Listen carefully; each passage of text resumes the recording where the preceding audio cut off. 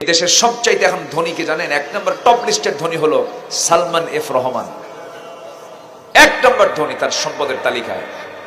সে কি আরামে আছে? কই আছে? ও জানেন আপনারা সবাই কোথায় আছে? পালাতে চাইছিল না?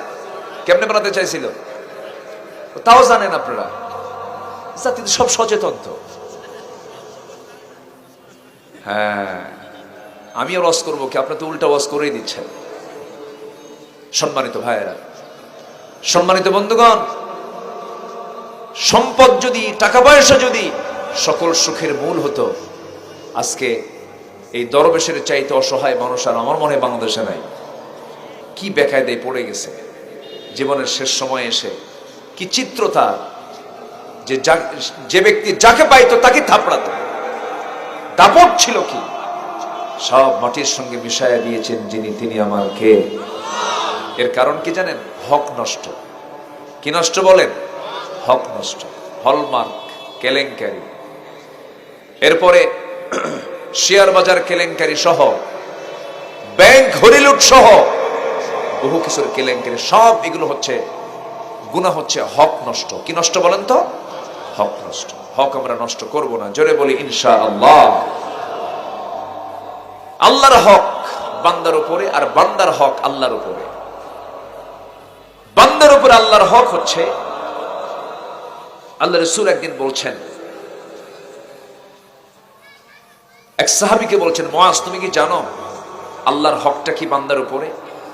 হুজুর আপনি ভালো জানেন, আপনিই বলুন। আমার নবীজি বললেন, হাল তাদরি হাক্কুল্লাহি আলা ইবাদিহি ওয়া মা হাক্কুল ইবাদি আলা আল্লাহ? ফাকুলতু আল্লাহু রাসূলুহু আ'লাম। রাসূল বলছেন,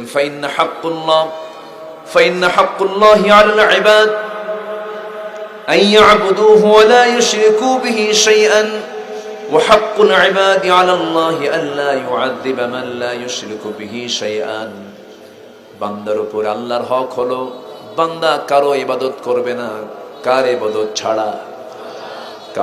কারোর সঙ্গে আল্লাহর সঙ্গে কাউকে শরীক করবে না, একমাত্র আল্লাহর ইবাদত করবে। এটা হচ্ছে আল্লাহর হক। আর বান্দার হক হচ্ছে আল্লাহর উপরে। ওই বান্দাকে আল্লাহ রাব্বুল আলামিন শাস্তি না দিয়া ওই সমস্ত বান্দাকে আল্লাহ জান্নাত দিয়ে দিবে। জোরে বলে সুবহানাল্লাহ। বান্দার দায়িত্ব হলো আল্লাহর সঙ্গে শিরিক না করা, আর তারা ইবাদতটা করা। ইবাদতটা কি? নামাজ শুধু না। আমার ইবাদতের সংজ্ঞা অনেকে বুঝে না। ইবাদত মানে হলো কি জানেন? আপনি বাথরুমে গেছেন, এখানে ইবাদত আছে, আছে না নাই? আপনি পেশাব করতে গেছেন, এখানে ইবাদত আছে। আপনি একটা মুস্কি হাসি মারছেন, এটাও ইবাদত। আপনি রাতের বেলা বিছানায় ঘুমাতে যাচ্ছেন, এটা ঘুম না, এটা একটা ইবাদত।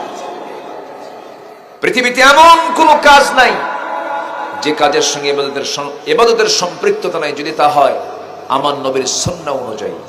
আমার নবীর সুন্নাহ অনুযায়ী যদি হয়ে যায়, তাহলে ওই আপনি ওয়াশরুমে ঢুকেছেন, আপনি বাথরুম করছেন, আপনি গোসল করছেন, এটাও আপনার জন্য ইবাদত বলে গণ্য হয়ে যাবে। সুবহানাল্লাহ বলা যাবে না ভাই? যে ইসলামে নখ কাটার বিধান আছে, নখ কাটা, আপনি কোন নখটা আগে কাটবেন, সবার আগে কোন নখ কাটবেন, সবার শেষে কোন নখ কাটবেন, ইসলামে যদি সেই বিধান থাকে, আমার মনে হয় সেই ইসলামে রাষ্ট্র চালাতে হবে। কেমনে? এই বিধান মনে হয় বাদ পড়ছে। আসতে কয় কেন বললাম বাদ পড়ছে? কেন বললাম এই কথাটা? মানে জাস্ট প্রস্তাব আকারে কেন বললাম? কথা বললাম কেন?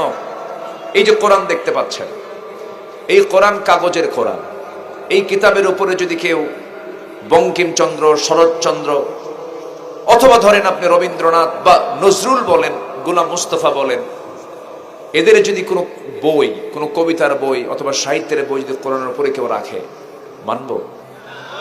এটাকে রাখতে দিবেন? অসম্মান হবে। বলবে যে কোরআনের উপর এটা কেমন করে থাকে? যত দামি বই হোক না কেন, আস্তে করে আপনি সব বইগুলো কোরআন থেকে, কোরআন উপর থেকে সরায় নিয়ে নিচে বসায় দিবেন। সবার উপরে থাকবে কোরআন, ঠিক কিনা বলেন? এটাই তো মানানসই নাকি? আচ্ছা, ঠিক তেমনই পৃথিবীতে আইন বহু আছে, এর মধ্যে একটা আছে হচ্ছে আল্লাহর আইন। কার আইন বলেন? অর্থাৎ কোরআনের আইন, অর্থাৎ ইসলামের আইন। তাহলে এই আইনটা কার? আসতে বলবেন না কার? বলুন তো আমার দেশে কোন আইনটা উপরে, মানুষের আইন না আল্লাহর আইন?